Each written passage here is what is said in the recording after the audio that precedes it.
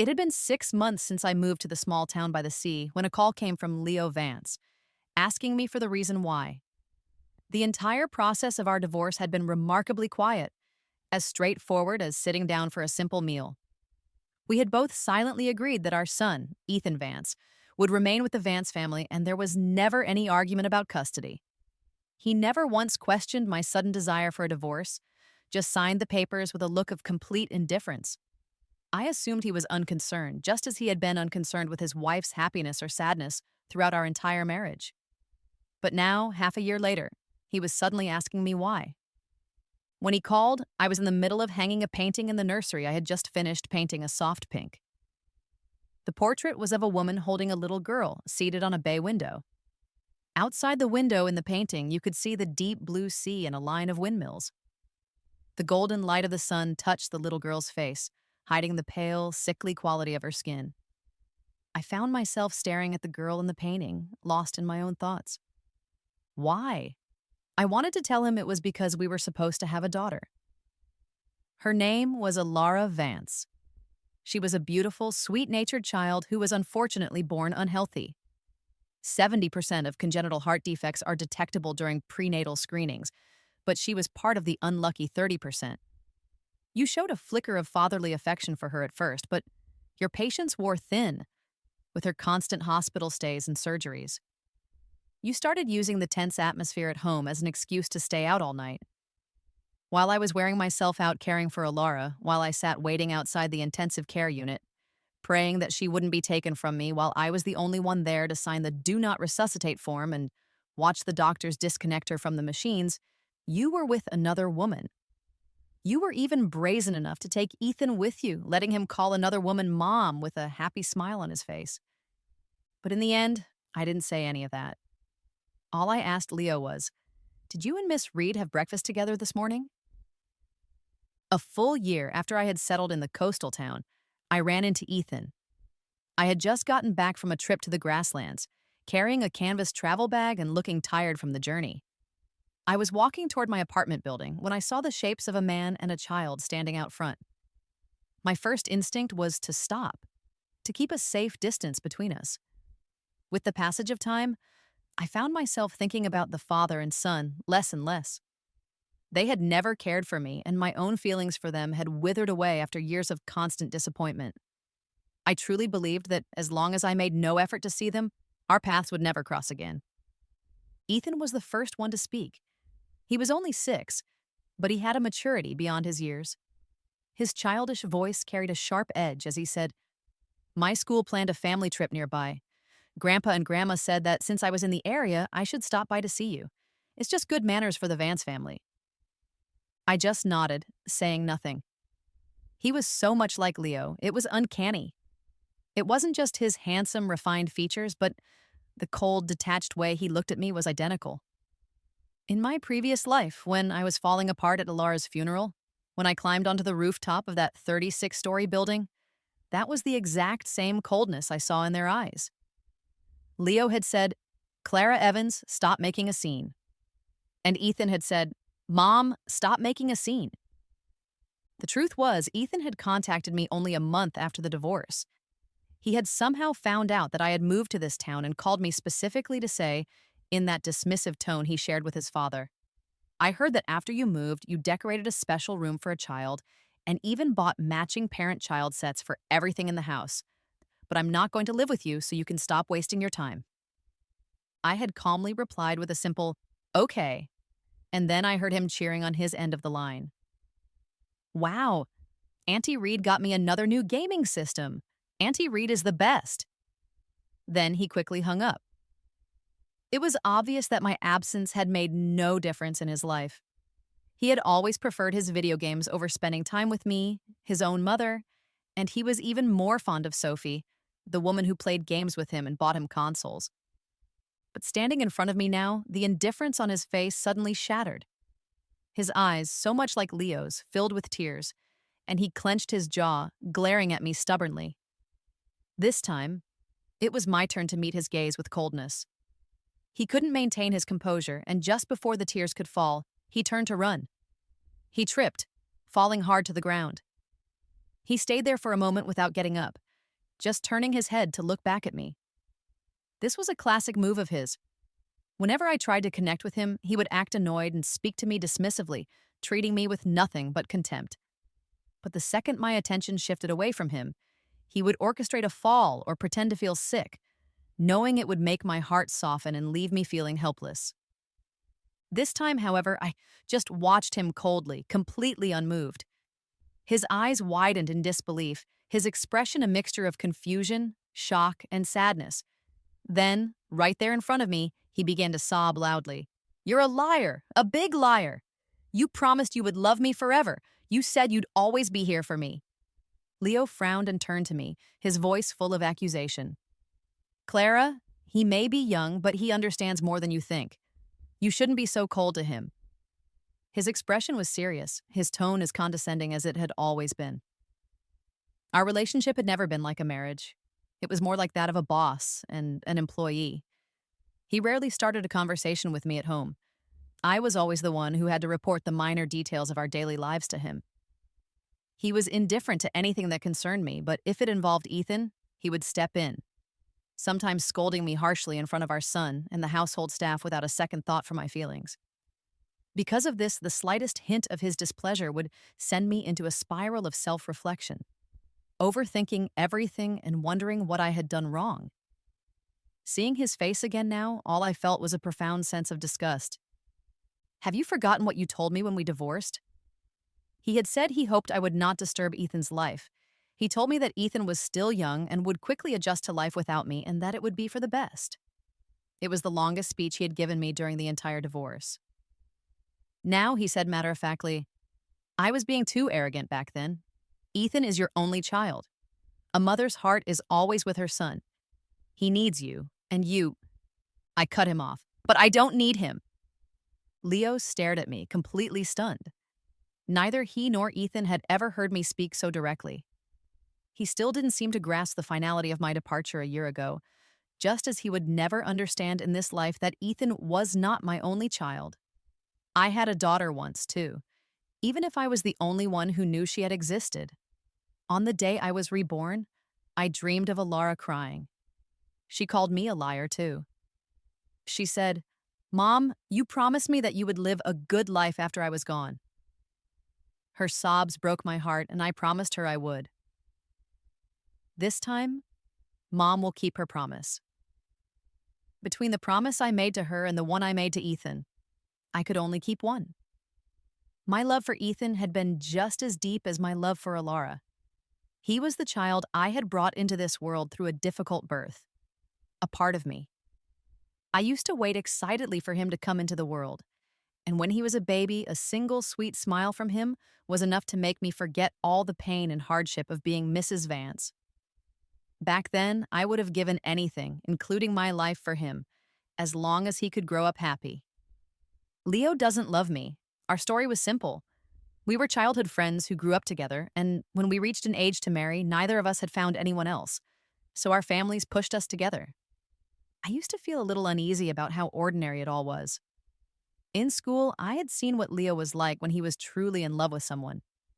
As a teenager, he was much more alive and vibrant than the man he became. I always saw him smiling, whether he was laughing off a scolding, beaming after a basketball victory, or grinning with pure happiness when he saw the girl he loved. His eyes would curve into crescents, radiating a warmth that could captivate anyone. In those days, he would brave the cold and the heat to bring her a handmade breakfast at dawn. He released countless lanterns for her, filled the school's sports field with flowers, and declared his love for her in front of everyone, full of passion and devotion. That girl was a brilliant student who always won physics competitions and ended up skipping grades to study abroad. After she left, it was as if a light went out in Leo. Before our wedding, I asked him, "Will we really be happy?" He just said yes. My love for him made me ignore the lack of emotion in his voice. I told myself that people change as they get older, that they become more reserved, and that his way of loving someone would also be more reserved. It wasn't until Sophie Reed, a young and beautiful game designer, appeared at his side that I understood Leo only had one way of showing love. He started smiling at his phone while texting, noticing shades of lipstick he had never paid attention to before, and staying up late with her to test new games. One night, he didn't come home, and I went to his office in a panic, only to find him eating breakfast with her. He was carefully peeling an egg for her, something he had never once done for me. At the time, I told myself it was fine if Leo didn't love me, as long as someone in the family loved me, as long as Ethan loved me. What I didn't realize then was that Ethan didn't love me as much as I believed. That child would later pierce my heart with his words, one cut at a time. That day ended on a sour note. Knowing Leo and Ethan's personalities, I was sure they wouldn't return. I was surprised when, the very next day, Ethan appeared downstairs again, this time by himself and carrying a small backpack. The building management called me while I was on the beautiful grasslands of Yale, painting. In the painting, a little girl in a princess dress was running through the fields. I have no photographs or videos of Allara. I'm afraid that with time, I might forget what she looked like. So I paint her constantly from memory, capturing every detail, from when she was an infant until she was 5, the age her life stopped. I have so many paintings that they fill every corner of my home. But then I realized that my Allara shouldn't only exist in a hospital bed. So I started traveling to beautiful places, and I would paint her into those stunning landscapes. This particular painting took me a long time. While riding a horse in Xingang, I fell and injured my right shoulder, making it hard to lift my arm. I had to work on the painting in short bursts over a month, and it was still not finished. It was my first time on a horse. When I picked a white horse, the young man from the stable was hesitant. He told me the horse had a difficult temperament and had thrown several riders. I smiled and said it would be fine. The horse was just too beautiful to resist. As expected, halfway through the ride, the horse bucked, throwing me onto the grass. The entire group was shocked. A mother rushed over to help me up, and her little girl brushed the grass from my face with her tiny hands, asking sweetly, "Auntie, are you hurt?" I took many pictures of her and her mother later. She reminded me so much of Allara. But the farthest Allara had ever been from home was this small coastal town. Her health had been a little better then, and I had planned a family vacation. But Leo said he was too busy, and Ethan said he had to help test a new game for Leo's company. So, in the end, it was just the two of us, mother and daughter. Those few days were quiet and lovely. During the day, I taught her to paint in the house, and in the mornings and evenings, we walked along the beach collecting seashells. She told me that when she was healthy again, she wanted to live in this town forever. That's why, when we divorced, the only thing I asked for was this house by the sea. This is the home that belongs to me and Allara. It has nothing to do with Ethan or Leo. I absolutely did not want Ethan setting foot in this house, so I gave the building management the contact information for Leo and his parents without a second thought. A few minutes later, they called back to say that while they were contacting Leo, Ethan had run into the neighborhood and they couldn't find him. I had raised Ethan with so much care. There was no way I could truly let anything happen to him. I sighed, put down my paintbrush, and went downstairs to find him. I searched the entire neighborhood until I was covered in sweat, only to find him waiting at my front door with a smug look on his face that said, "I knew you wouldn't leave me." I didn't say a word. As I unlocked the door, he strutted inside like a proud little lion and began to survey his new surroundings. He asked me, "Which room is mine? I bet you bought me a new game console, right? I want to go play in my room." I didn't answer him. I just let him sit in the living room and wait for Leo to come get him. Then I went back to my easel to finish my painting. I had only made a few strokes when I heard a loud crash from the children's room. I ran in to find the painting that had been hanging over the bed now on the floor, its frame broken. The perfume I had placed on the nightstand had spilled, distorting Alara's face on the canvas. Ethan was standing on the bed, looking at me with a mix of confusion and helplessness. I don't like this painting. Why did you hang a picture of someone else in my room? Why are you holding her in the picture?" I knew he probably only wanted to take the painting down, not break it on purpose. I also knew he was just a child and I shouldn't get angry over something he didn't understand. But I couldn't keep the sternness out of my voice. "Didn't I tell you to wait for your father in the living room? Stop touching things." He sensed my anger and a look of vulnerability crossed his face.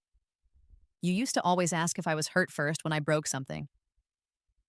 I didn't reply, my eyes fixed on the dirty footprints he had left on the bedspread. I couldn't help but frown. Get down from there. He didn't move, just stood on the bed staring at me. Mom, who is the girl you painted? Why have you painted her so many times? Why is every single painting in this house of her? He was too young to hide the fear and insecurity in his eyes. He had seen all the paintings stacked around the house. The girl in them had similar eyes and a similar nose to his. Mom, why did the security guard and all the neighbors say you don't have a son, only a daughter? I told them I'm your son, but they said I was a liar. They didn't even believe me when I showed them our pictures together. This is my room, isn't it? He said, jumping off the bed as if to prove a point. He pulled open the closet door, only to freeze when he saw it was full of princess dresses. Why did you buy so many dresses? Where are my clothes? Why aren't any of my clothes in here? He frantically searched through the closet, then turned to stare at me, his eyes wide with frustration, demanding an answer that would comfort him. I watched as his eyes slowly filled with tears, and I said nothing. The tears fell, one by one, in the quiet room. Then, suddenly, in a burst of anger, he started pulling the dresses out of the closet, throwing them onto the bed. He swept all the dolls from the bay window onto the floor, throwing a tantrum to claim his space. Why did you put someone else's dresses in my closet? I don't like dolls. Why are there so many dolls in my room? I don't like this bed or this blanket. This is a girl's bed. I hate pink. Why did you paint my room this color? Why are you hugging another girl? Why did you hang a painting of you with someone else in my room? I don't like her. I hate her. I hate her. This time I had reached my limit. Ethan, get out. This is not your room. There is no room for you here. When Leo arrived to pick him up, Ethan told him with a panicked look, Dad, Mom has gone crazy. She keeps telling everyone that she only has a daughter. Leo and Ethan returned a month later, both of them acting very carefully. Leo said, Clara, you're sick. He had me video call with relatives and friends who all told me that the daughter in my paintings, the daughter I told all my neighbors I loved so much, did not exist and was just a product of my imagination. They brought out our family photo album and forced me to look back at our past with them. But our past was so empty, just like the half-filled album. There were hardly any pictures of the three of us together. Most of the photos were of Ethan as he grew up, with a few of just him and me. As he got older, he seemed to naturally gravitate toward the more powerful figure in the family, the one who could give him more. He saw Leo's coldness toward me and eventually stopped wanting to take pictures with me too. Now they were holding that photo album, which barely had any pictures of me, and telling me stories from the past, desperately trying to convince me that I never had a daughter. I sneered. Are you saying I'm crazy? Leo shook his head. No, Clara, you're just sick. He pulled out a consent form for a medical procedure, took my hand, and his voice even cracked a little as he spoke. Clara, why didn't you tell me we were supposed to have another child? I looked at him without saying anything. Guilt and remorse were written all over his face. About Sophie, he said. I can explain. It's not what you think. He claimed he only valued her talent, which was why he gave her extra attention, and that his kindness was just a way to manage his employees. His tone was softer than I had ever heard it. Clara, I know you misunderstood my relationship with Sophie, and that's why you impulsively terminated the pregnancy and divorced me. You regretted it later, which is why you started imagining you had a daughter. Clara, it's my fault. I didn't handle things the right way. I didn't keep the right distance from my employee, and it caused you to misunderstand and feel hurt, which led to you becoming so ill. In the 12 years of our marriage in my previous life, I had never seen Leo speak to me with such humility. I stared at him, stunned, as if I was seeing him for the first time. In that past life, whenever I questioned him about Sophie, he would just coldly reply, Clara, are you losing your mind? Even 6 months ago, when he called to ask why I left, he never answered my question about her. But now that he thought I was truly sick, he had suddenly found his voice and was explaining his relationship with Sophie for the first time. He said, Clara, you're sick and you need help. Let me and Ethan stay with you. Let us take care of you. Okay, I said. You can take Ethan and get the hell out. The next time Leo and Ethan came, they brought a psychologist with them. I had just gotten back from a trip to Mexico a few days before. The doctor's last name was Cole. He glanced at my neck and spoke in a casual tone as if we were old friends. "What happened to your neck?" I touched the thin purple line on my skin and answered calmly. "I had a small accident while parasailing in Cancun a few days ago. It was the last part of my trip. I was being pulled by a speedboat, soaring above the ocean on a parasail, when the rope connecting us suddenly snapped. I fell dozens of meters into the sea without warning. I was wearing a life jacket, but the ropes from the parachute had wrapped around my neck and tangled with the seat, keeping me from getting to the surface. I struggled, but I was running out of air and was close to dying in the water. Luckily, a man on a jet ski got to me just in time. Thinking about it now still feels terrifying." Dr. Cole didn't ask any more questions. He looked at the painting on my easel, where the paint was still wet. Allara was sitting on the parasail, smiling at the blue sky. He politely asked if he could see my other paintings. After I agreed, he looked at every painting in the house, then picked one up and asked, "Can you tell me about the idea behind this one?" It was a painting from a bird's eye view, looking down at the surface of the water. Allara was floating on her back, her arms spread wide with a smile on her face, as if she were welcoming something. "I painted this after I went bungee jumping in the Gandaki River in Nepal. There were a lot of people jumping that day. They were all nervous or excited, looking for encouragement from their friends or the staff. I was completely calm. One of the staff members joked with me, saying I looked like I was there to end my life, not to have fun, and that he was almost afraid to push me. He said it as a joke, but when he pushed me, he didn't hesitate at all. The wind rushed past my face as I fell, and the feeling of weightlessness made me remember the end of my previous life, when I jumped from the 37th floor. To be honest, the memories from that time are hazy. It was over in an instant. But this time, the feeling of freedom as I fell was so clear. As I got closer to the water, I started to see things. I saw Alara's shape flickering under the surface. She was smiling and reaching her arms out to me, but the moment I tried to hold her, she dissolved into the shimmering water. I didn't answer Dr. Cole's question. He was very patient. He gently tried to understand my thinking. "Clara, when you ended the pregnancy, the fetus was just an embryo. It hadn't developed any sexual characteristics. Why are you so sure it was a girl? Is it possible you're projecting yourself onto this idea?" I laughed. "Are you saying I'm a narcissist?" "No," Dr. Cole shook his head. "You feel sorry for yourself. It's possible you projected your anger toward your husband onto your child, but then you felt guilty after the abortion. So, you created an imaginary girl in your own image. And it's not that you don't love Ethan anymore. You love him so much, but you also resent him. So you're pouring all of that love into this imaginary girl. But this little girl is very dangerous for you." He sighed softly. "Horseback riding, parasailing, bungee jumping. Clara, have you noticed that all the things you're doing are high risk? This imaginary girl you've created is tempting you to challenge death. If you don't open up and get help, the consequences could be devastating. Clara, I want to help you." Leo chimed in. "Clara, please get help. Let us help you. Take care of you, okay?" Ethan also stepped forward and tried to take my hand, acting more docile than I had ever seen him. "I knew you couldn't just stop loving me all of a sudden. It's because you're sick. Let us help you." "Mom, can you paint a picture for me too?" "You've never painted one for me." I cut him off. "I have painted for you. For your birthday last year. I gave you a portrait of yourself as a gift."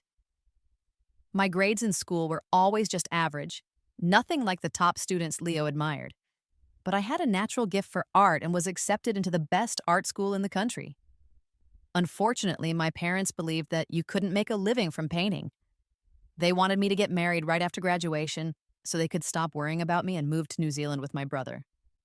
I agreed because the person they set me up with was Leo. I thought I could still paint after we were married, but then I got pregnant with Ethan, and taking care of the house and him took up all of my time. Whenever I tried to sit down and paint, Ethan would start crying or making a fuss, and I would have to put my brush down to comfort him. Slowly, my painting just faded away. It wasn't until Ethan's fifth birthday that I decided to pick up my brush again and paint a portrait of him. But he clearly preferred Sophie's gift of a gaming console and just tossed my painting aside. I later found it under his desk, folded into a small square, and used to prop up a wobbly table leg. Ethan stammered, trying to defend himself. I. I didn't do it on purpose. I must have grabbed the wrong paper by mistake. I smiled as I exposed his lie. No, you did it on purpose. That day, you were refusing to take a bath, so I took away your game console, and you did this to get back at me. You've always been this way. Whenever I don't give you what you want, you hurt me by destroying the things I give you and dismissing my kindness. You do it because you know I love you and care about you, and you know it will make me sad. You wanted to make me sad. Ethan turned pale and couldn't find any words. I looked up at Leo. I had noticed his subtle attempts to reconcile for a while now. For example, in our past life, Ethan's school never had parent-child trips. And with all the staff at the Vance house, how could they have let Ethan run off by himself without any concern? Also, he hadn't worn the clothes I bought for him in a long time. Then, one day, the man who never cared about clothes started buying his own. I later found out that Sophie was buying them for him. To make her happy, he stopped wearing anything I bought and even changed his cologne to a scent she liked. But on his recent visits to me, he had been wearing the clothes I bought him and the cologne I preferred. I just didn't care. I didn't care why he suddenly wanted to reconcile after a year. I didn't care that he wasn't just moving Sophie into our old home now that I was gone. I just didn't care. Because I didn't care, I didn't call him out on it. He had been so arrogant with me for so long that even now, when he wanted to get back together, he couldn't let go of his pride. He thought he could use Ethan to soften my heart and make me come back to him. Now that he thought I was sick, he suddenly had an excuse to be humble, completely changing his attitude and learning to be gentle and accommodating overnight. As if my being a patient had turned me into a fragile object that needed his protection. All his actions now had a noble excuse. They were for my own good. He was so convincing I almost believed him. Leo, you said there was nothing between you and Sophie.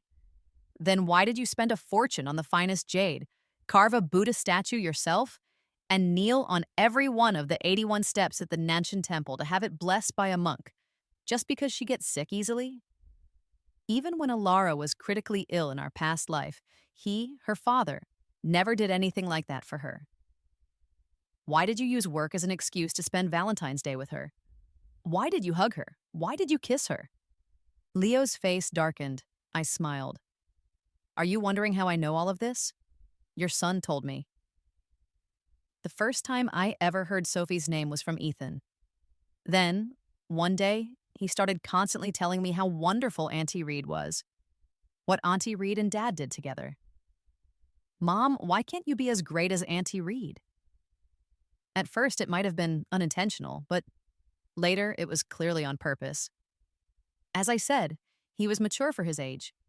Once he noticed how upset I got whenever Sophie was mentioned, he would bring her up anytime he was unhappy with me. I know he likes Sophie because of the games, but he probably doesn't actually want her to be his mother.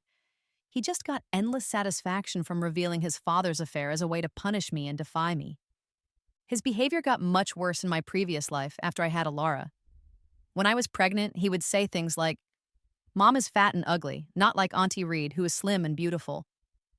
When I was breastfeeding, he would say, Mom's stomach is so wrinkly. Your clothes are messy and smell like sour milk. It's gross. No wonder Dad wants to sleep in a different room. While I was at the hospital with Allara, he would casually tell me about the gifts Leo gave Sophie or the places they went together. He would excitedly tell me how amazing Sophie was for designing a new game, which meant he got to play something new, unlike me, who was so useless. He would come back from trips with Leo and tell me about all the places he, Leo, and Sophie went, and how people said they looked like a family of 3. He would proudly show me pictures of them together and ask if they looked nice. He thought he was being subtle, but I could always see the cruelty in his eyes. For the first time, I experienced the innocent brutality of a child from my own son. He was like a little demon, whispering the same maddening words in my ear every day. I knew that some relatives and friends would carelessly provoke him, telling him that once the second baby arrived, I would only love Allara and not care about him anymore. I searched my own heart, wondering if I had really favored Allara over him, causing him to act out.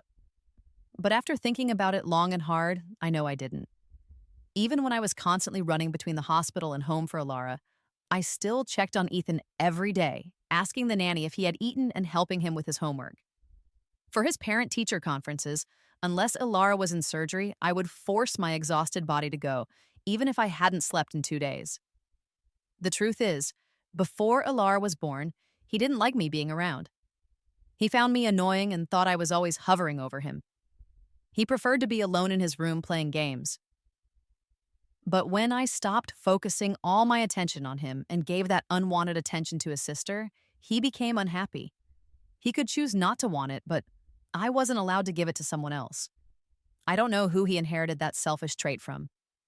It wasn't until after my rebirth, when I left Leo without a second thought and he came shamefully begging for me to come back, that I realized he got it from his father. The same man who, while I was exhausted from Alara's illness and heartbroken by Ethan's constant provocations, was busy having an affair and planning our divorce. How could I not want a divorce? I'm not a masochist, and I'm not some fool who can't live without Leo. But for Alara's sake, I couldn't leave. Her medical bills were far more than I could ever afford on my own. And if I left her with Leo, given that he preferred to spend time with Sophie rather than visit his own daughter in the hospital, I couldn't trust him to care for her. Plus, Alara's weak heart might not have been able to handle the shock of her family falling apart. So I had no choice but to endure it. I often wondered why Leo could love Ethan but not Allara. Allara was so beautiful and sweet. She faced her illness and countless surgeries with so much bravery, only crying when the pain was too much to bear. Even when she was scared at the hospital with only a caregiver, she would tell me to get some rest. She missed her father and brother and wondered why they never came to see her, but she never asked. She was so mature for her age, it was heartbreaking. It wasn't until after Allara died that I found the divorce papers he had already prepared in his study. Then I understood. Her existence had made it impossible for him to ask me for a divorce. A man who files for divorce while his daughter is fighting for her life would have faced a huge public backlash. He and Sophie couldn't afford that kind of scandal. Because he couldn't get rid of me, he took his frustration out on Allara. His indifference toward Allara was something Ethan saw and copied. Even though Allara loved her big brother, he refused to spend any extra time at the hospital with his sick sister.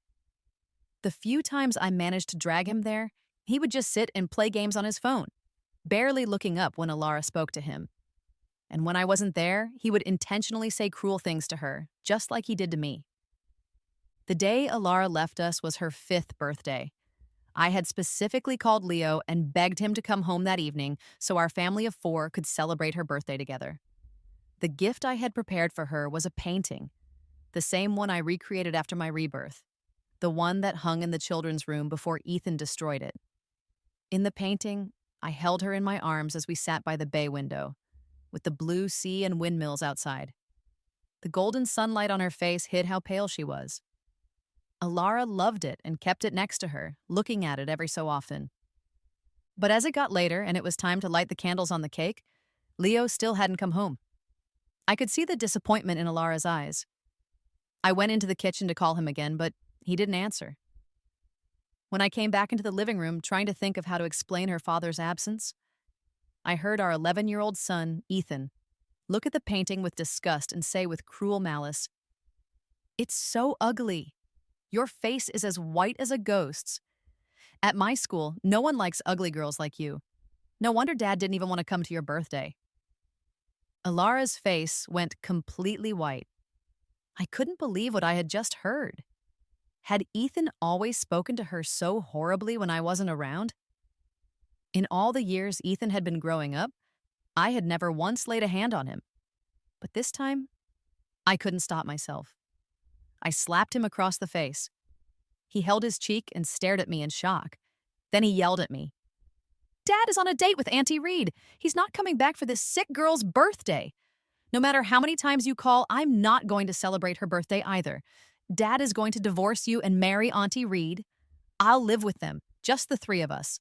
I don't want this sick girl, and I don't want you either. Allara collapsed right then, clutching her chest.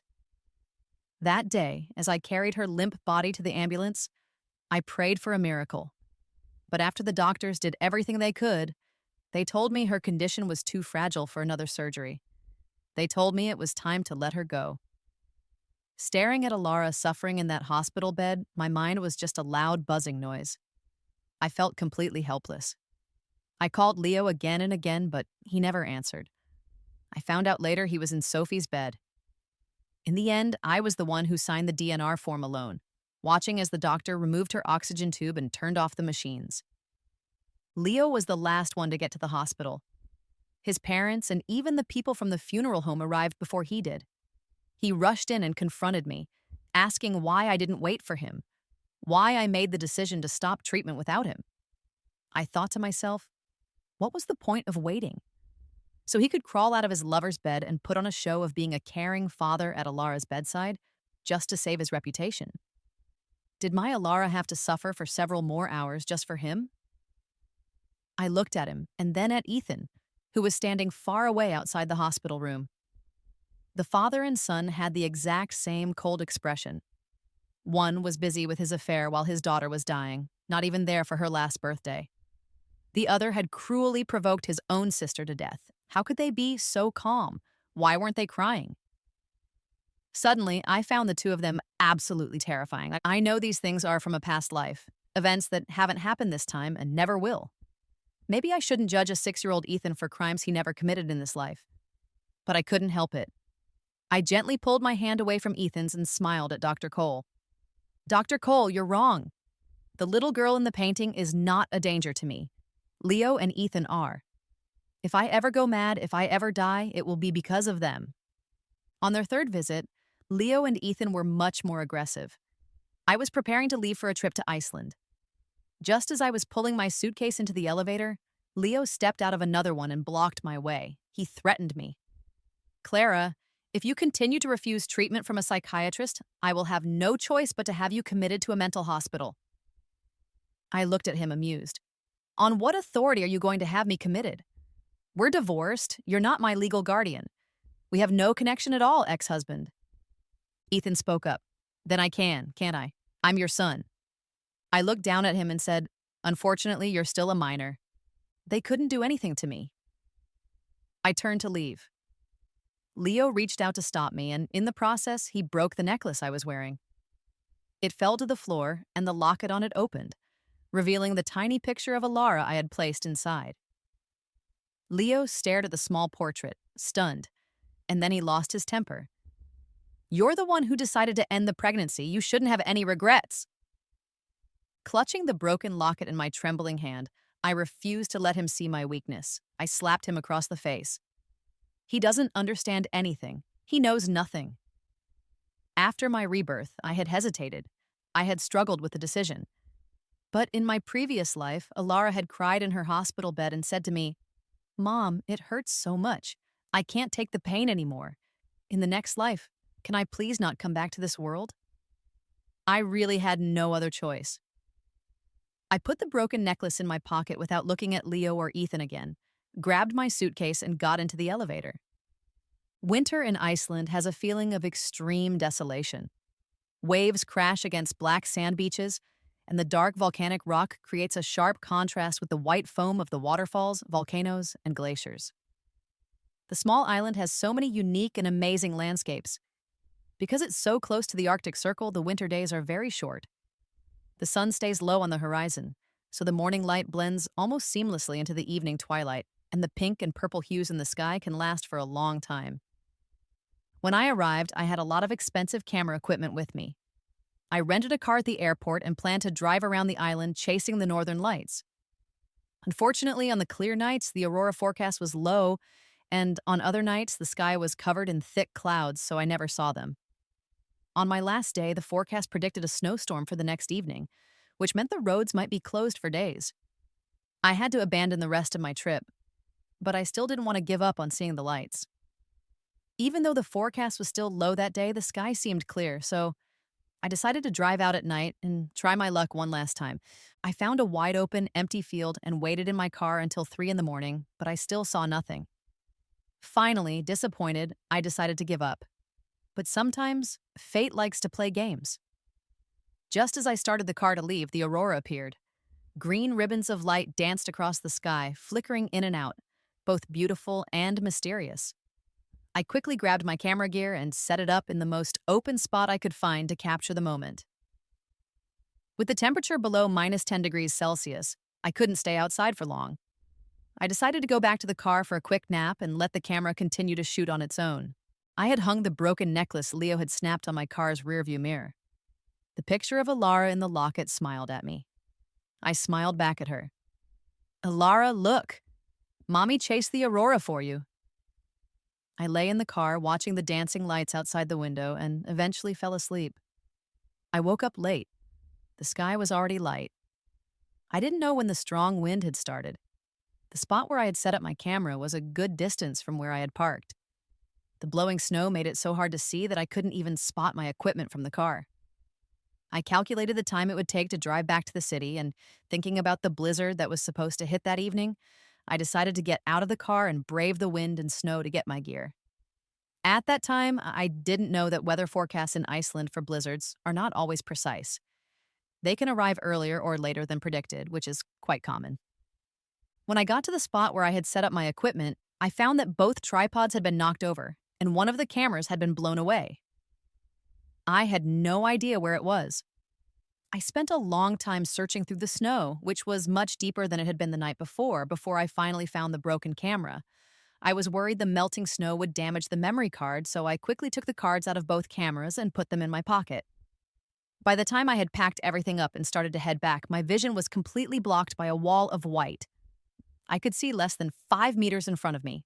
The rental car key didn't have a button to make the car beep, so I had to rely on my sense of direction to find my way back, carrying the heavy cameras and a tripod. I walked for a long time, much longer than the distance from my equipment to the car, before I realized I was lost in the blizzard that had arrived early. I tried to get my bearings, walking until I was completely exhausted. In the end, I had to leave the heavy camera and tripod behind, but I still couldn't find the car. I took out my phone to call for help, but there was no signal. With no other choice, I just wandered blindly through the howling storm. The wind grew stronger and stronger, and the sharp snowflakes it carried made it impossible to open my eyes. My pace slowed as I felt the warmth leaving my body, my arms and legs becoming stiff and numb. I knew I couldn't stop. I was just moving forward on pure instinct. Finally, I collapsed in the snow. I thought, I'm going to die here in this blizzard in a foreign country. But I wasn't afraid. I actually felt a sense of relief.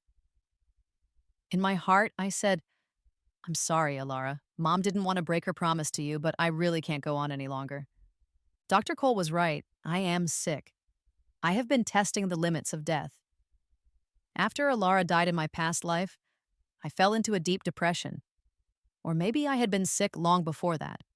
Long before I found out about Leo's affair, long before Ethan started provoking me, and long before I spent all my time with Allara in hospitals. Every day the world felt gray. Everything around me felt hostile. My husband and son were so cold, and my daughter was so pitiful. I was struggling so hard, wearing myself out every day, but I could see no way out, not even a tiny bit of light. But for Allara, I endured it. I put on a brave face, pretending everything was fine in front of her. I didn't let her see the cracks in our family or the ugly truth about her father and brother. But when Allara died, all the negative feelings I had been suppressing erupted and swallowed me whole. I kept telling myself not to die. I had promised Allara that I would live a good life, but I couldn't stop hurting myself. At first, Leo and Ethan did feel guilty. They acted calm, but that didn't mean they were truly unaffected by Alara's death. People can be so contradictory. They try to run from their guilt, but at the same time feel the need to make up for what they've done. They pretended everything was normal in front of me, just as I once had.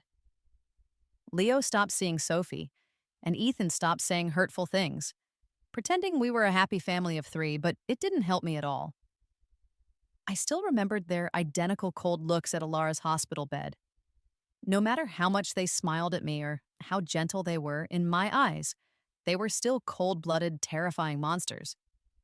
The closer they got to me, the worse I became. I would cry uncontrollably at night, get angry for no reason, and hurt myself without thinking. Soon they started to lose their patience. They started to feel embarrassed by me and saw me as a burden. Their old habits returned. Leo started staying out all night again. Ethan started making cold comments again. The day I climbed onto the rooftop of the 37th floor building, Ethan yelled at me with an annoyed look on his face. Allara Vance's death is all your fault. It has nothing to do with anyone else. Our family doesn't have any genetic diseases. If you had given her a healthy body, she wouldn't have gotten sick. She wouldn't have died. I stood at the edge of the roof, frozen. So it was my fault. It must have been something I did wrong during my pregnancy that caused Allara to be born with a heart defect that doomed her to suffer. The last thin thread that was keeping me from stepping off the edge snapped. I jumped from the 37th floor. Depression doesn't just go away with a rebirth. Even in a new life, those negative feelings were still there. On the day of the abortion, I wished I could just bleed to death on the operating table and leave this world with Allara, but I dreamed of her, and she was always crying, begging me not to die. I didn't want to disappoint her. That day, I went home and saw Leo and Ethan living their lives as carelessly as ever. They don't understand anything. They know nothing. Only I know everything from the past. Only I carry all the pain. Only I remember their sins and their horrible faces. So I ran away from Leo and Ethan, those two monsters. But it still wasn't enough. The negative feelings were still there. The pain and guilt remained. I didn't want to break my promise to Allara, so I held onto her memory tightly, constantly reminding myself to keep my promise, to fight the depression. That's why I decorated a room for her, pretending she was still with me. That's why I painted so many pictures of her, almost to the point of madness. That's why I traveled everywhere, seeing the world for her. I tried so hard to pretend that everything had changed, that everything was getting better. I tried so hard to pretend that I was free from the darkness. But I still couldn't stop testing death again and again. Every time I did one of those high-risk activities, I told myself it was what Allara would have wanted, but really it was what I wanted. Now the death I had been waiting for had finally come. I felt a sense of peace in the endless white snow. I slowly closed my eyes. Beep, beep, beep, beep. In the blizzard, with zero visibility, a continuous car horn suddenly started blaring. The sharp sound cut through the storm, drilling into my ears, grating on my nerves until I felt irritated. Amid the non-stop honking, I fought a long battle with the dark, negative part of myself. I truly wanted to give up. I really, really wanted to give up. But then I thought of Allara. In the end, I opened my eyes. I struggled to get up from the snow and found the tripod I had thrown away earlier.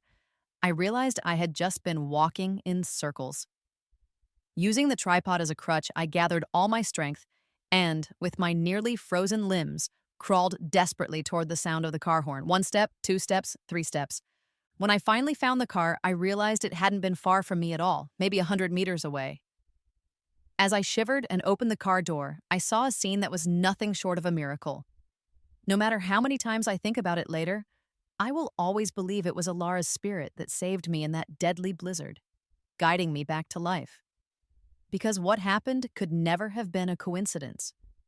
The heavy tripod I had placed in the passenger seat must have been shaken loose by the blizzard rocking the car and fallen toward the driver's side. The necklace I had hung on the rearview mirror had somehow fallen and tangled the tripod around the steering wheel, pressing down on the horn. In the middle of the constant honking, the picture of Allara in the locket was smiling at me. In that moment, tears streamed down my face. Epilogue. After I got back to the car that day, my phone got a signal and I called for help. Half an hour later, Icelandic rescuers arrived and took me to a local hospital. Fortunately, the frostbite wasn't too severe, and after a few days, I returned home. After that blizzard, my depression seemed to just disappear. I had always known this seaside town was beautiful, but during the year I had lived here, I had been numb to it all. Even when I traveled, no scenery truly captured my attention. But after coming back from Iceland, Everything looked different. The distant windmills turning slowly, the blue sea washing over the golden sand.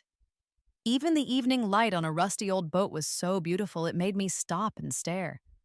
The world was no longer gray. It was full of color. I still live here and I still paint and travel, but I no longer seek out dangerous activities. I started trying new things, posting my paintings of Allara and my travel photos online, and they got a lot of attention. Suddenly, I became a popular painter and photographer with a large following. A year later, someone contacted me about organizing an art exhibition, and I agreed. The theme of the exhibition was An Angel Was Here. It featured all my portraits of Allara. On the opening day, a surprising number of people came. Leo and Ethan were there too. Although I didn't pay them much mind, they had actually been bothering me for a while. When they couldn't force me to see a psychologist, Leo had changed his approach. In our entire marriage, he had never once given me flowers or any surprises. Now, he actually thought he could win me back with those kinds of gestures. I found the idea laughable. As for Ethan, every time he saw me bring home more things for Alara's room, he would get incredibly jealous. Back when I loved him, he seemed to prefer his video games. But now, no matter how many games Sophie gave him, he just told her to go away. Leo had fired her too. Now, more than games, Ethan seemed to crave my love. He cried and said to me, "Mom, I'm your son. Why won't you even look at me? But you treat the daughter you imagine so well?" But just a week ago, they had suddenly stopped. I thought they had finally gotten tired and given up. Yet here they were at my art exhibition. Seeing my defensive expression, Leo forced a bitter smile. "You don't have to be like this. We're not here to cause trouble." He stared at the nearest painting, Allara in the snowstorm, smiling like an angel. Leo's eyes suddenly became moist. "Clara, I've been having the same dream lately. I dreamed that we have a daughter named Allara." Ethan also looked up at me with red, teary eyes and asked, "Mom, I had the dream too.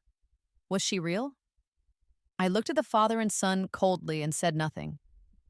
That day, Leo and Ethan looked at every painting in the exhibition with red eyes, their gazes serious and full of emotion. The final painting took up an entire wall. Under the dazzling aurora of Iceland, Allara had pure white wings and was flying into the sky. She was my angel, and she had once been here. Leo and Ethan stood in front of that painting for a long time, and after that, they never appeared in my life again. Extra. When Ethan was 11, Clara remarried and soon had a daughter named Anya. On the day Anya was born, Ethan climbed onto the rooftop of a 37-story building and demanded to see Clara. Leo looked at him with some impatience and said, "Ethan, stop fooling around." In that moment, both father and son froze. They both remembered the dream of their past lives, of Clara standing on the edge of that same rooftop, and how they had said to her, "Stop fooling around." The day Clara fell, the image of the splattering blood had been Leo's recurring nightmare for years. Clara was right about him. He was just a jerk. He had always thought Clara was too plain, too quiet, too much in the background. She had the same routine every day and lived like a piece of furniture. It wasn't until after the divorce, when Clara left without a second glance, that he realized how he felt about her. She was like a slow, steady rain, seeping into every part of his life. When she was suddenly gone, his heart felt like it had a huge, empty hole that nothing could fill. He would call out her name when he couldn't find something. He would turn around, expecting to see her standing right behind him. One night, he reached out in his sleep, only to find the space next to him empty. The longing for her hit him like a virus, overwhelming all his senses. He had to get her back. At that time, he understood nothing. He thought his affair with Sophie was a well-kept secret, that he could just pretend it never happened. Clara loved him so much, he thought, that if he just lowered his pride a little, she would come running back. He didn't know that Ethan had told Clara everything, nor did he know what he had done in his past life. He couldn't understand why Clara looked at him with such cold, mocking eyes, as if he were something disgusting, until he had the dream. In the dream, after Clara's death in his past life, he had suddenly realized his mistakes, just as he was now. He finally understood his feelings for Clara: guilt, heartache, longing. These feelings drove him almost insane. He knew he had to do something. So he got revenge on Sophie, driving her out of the company and leaving her with nothing. Finally, she came to him with a knife, and as she plunged it into his heart, she screamed, "Did I force you to cheat? Did I force you to sleep with me? It's your own fault. How dare you blame me for everything?" Yes, that's exactly the kind of disgusting person he was, always avoiding responsibility and the truth. Just like he knew that Alara's heart condition was likely caused by the trauma Clara experienced when she found out about his affair during her pregnancy, but he refused to admit it. So, he ignored Clara's pain, ignored Alara's illness, and lost himself in affairs to numb his guilt. Even on the day Allara died, he refused to admit he was wrong. He blamed everyone but himself. So, Clara was right. He was a terrifying monster. He deserved to lose her love. He was unworthy of it. He didn't dare to see her anymore. He didn't truly want to give up on her, but he was afraid of her icy stare, which reflected all his darkness and left no place for him to hide. So, for all these years, he stayed away and made Ethan stay away too. In fact, he also blamed Ethan. He blamed the Ethan from his past life for driving Allara to her death and for ultimately pushing Clara to her end. Even though he had never been a good father to Ethan, he could still convince himself that he wasn't at fault, that it was all the fault of an 11-year-old child. In his previous life, after Clara's death, Ethan himself had developed severe depression. Clara had said Ethan's flaws were just like his, and she was right. Just as Leo only felt regret after Clara's death, Ethan only realized how much he loved his mother after she was gone. Ethan started acting like Clara had, crying for no reason, having outbursts of anger and hurting himself. And Leo just watched it all coldly with no intention of helping. In this life, after they shared the same dream, Ethan developed the same severe depression. He would often cry and beg to see Clara, clutching his chest and asking Leo, "Dad, my heart hurts so much. Do I have a heart condition like my sister? If I have a heart condition too, will Mom and my sister forgive me?" But every time they went to the hospital, the test came back normal. When he got older and understood what psychosomatic meant, he stopped asking, but he still wanted to see Clara. Because Leo was watching him, he could only follow Clara's life online. After he found out she had a new boyfriend, he started provoking Leo, just as he had provoked Clara before. He would tell Leo about Clara's dates, the gifts she received the day she got engaged. He relentlessly recounted how happy Clara was after leaving them, punishing himself and tormenting Leo at the same time. After feeling that same heart-wrenching pain over and over, Leo finally understood how Clara had felt. He was just like him, a detestable demon. On the day Clara got married, Leo almost lost his mind. He wanted to rush to her and ask, "How can you marry someone else? Have you forgotten Allara?" But he held himself back. He sent a wedding gift, even though he wasn't invited. When he learned she was pregnant and had another daughter, Leo was heartbroken, but he was calmer. Ethan, however, made a huge scene. But that day on the rooftop, after both father and son were shocked by Leo's words, "Stop messing around!" Ethan came down on his own and never asked to see Clara again. They looked at Clara's social media together. A fan had asked her why she didn't name her new daughter Allara. She replied, "Allara is Allara, Anya is Anya." Others might not have understood, but Leo and Ethan knew. Anya was not a replacement for Allara. Clara was a good mother. She had never favored one child over the other. Later, Leo invested half of his fortune into charity, starting a foundation for children with heart disease. As Ethan grew older, he often thought about the dream of his past life, haunted by his own cruelty. He had never really wanted Sophie to be his mother. At first, he was just rebelling against Clara. Later, he just resented that all of Clara's energy went to Allara. He was afraid Clara would stop loving him. But once cruel words become a habit, they are hard to stop.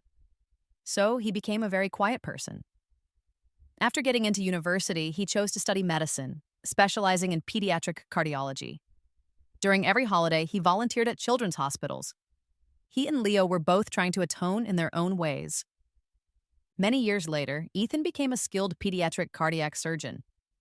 He spent almost every day at the hospital, either with patients or in surgery. He pushed himself to the limit, as if curing more children could wash away his guilt. Later, he met a 5-year-old girl. She was beautiful, well-behaved, and had the same heart condition as Allara. Ethan was her surgeon. The day of the surgery was the little girl's birthday. The operation took 20 hours, and it was a success. Ethan walked out of the operating room exhausted, with a smile on his face, and then he collapsed. Cardiac arrest. He departed with a smile,